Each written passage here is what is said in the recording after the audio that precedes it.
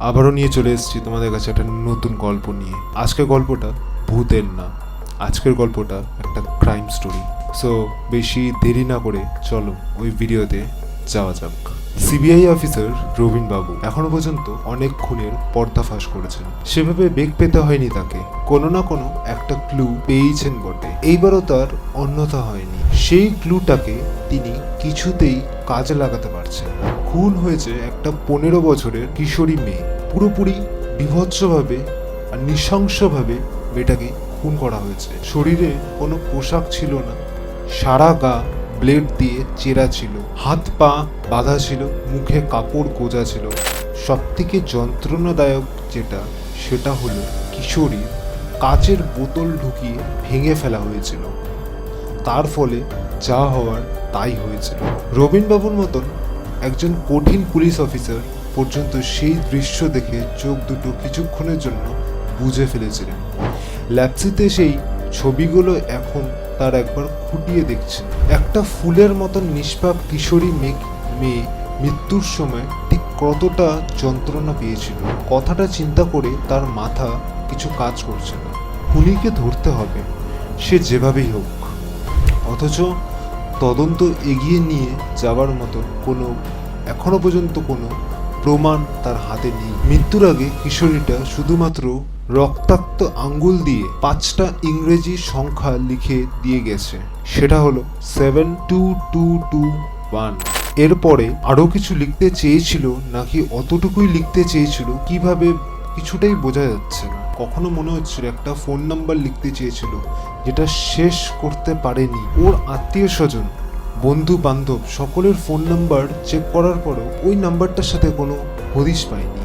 ওদিকে social media জুড়ে প্রতিবাদের ঢের উঠে গেছে।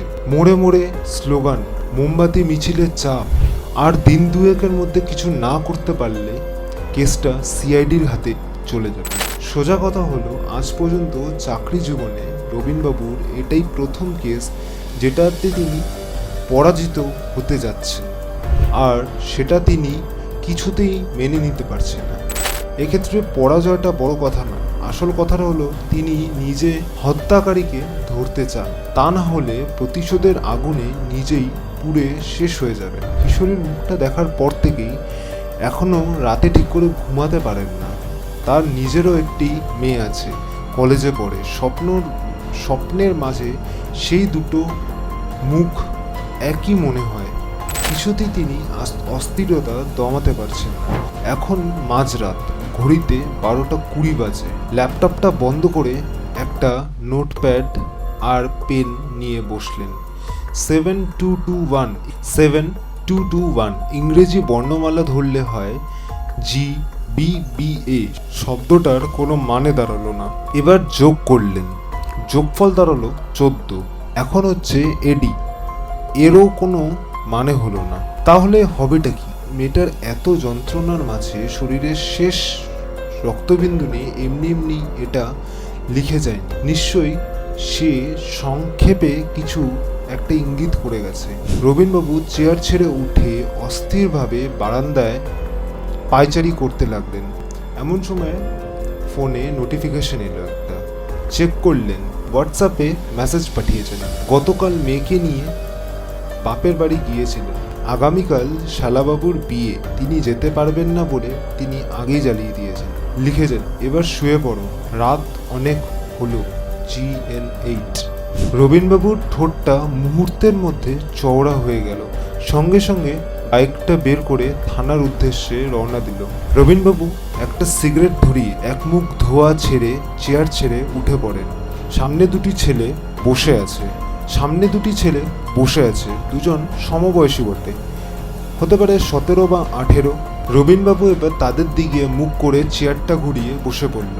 তারপর শান্তভাবে জিজ্ঞেস করলো, খুনটা কেন করলি?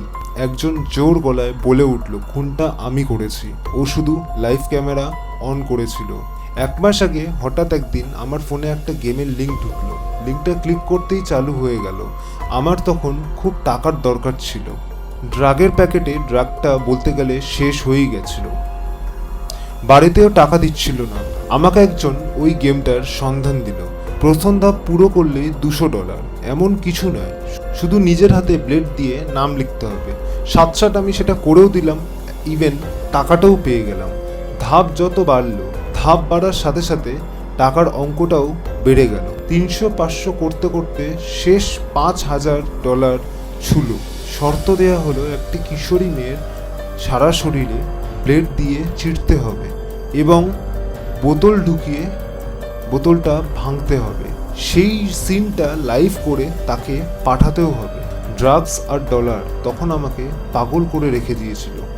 সাথে সাথে নিলাম এক বন্ধুকে, আর সুনিতা আমাদের কলেজের ফ্রেন্ড ছিল, তাই এক ডাকেই দেখা করতে চলে আসে।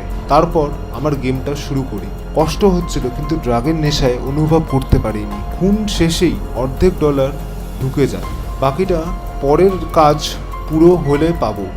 পিছন থেকে সাইবার সেলের এক ইন্সপেক্টর বলে উঠল, ফোনটা চেক করা হয়ে গেছে।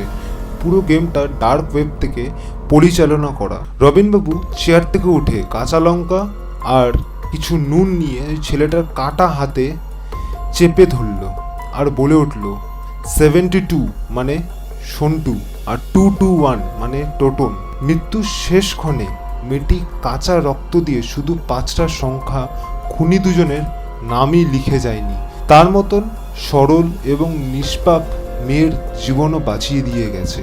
চল এবার তোদের অন্ধকারের জগতে পৌঁছে দিয়ে আসি। গল্পটা তোমাদের কেমন লাগলো আমাকে প্লিজ কমেন্ট করে জানাবে। ভালো লাগলে এই ভিডিওটা লাইক করো আর যতটা পারবে শেয়ার করো, সবার কাছে পৌঁছে দিও ভিডিওটা। দেখা হচ্ছে নেক্সট ভিডিওতে।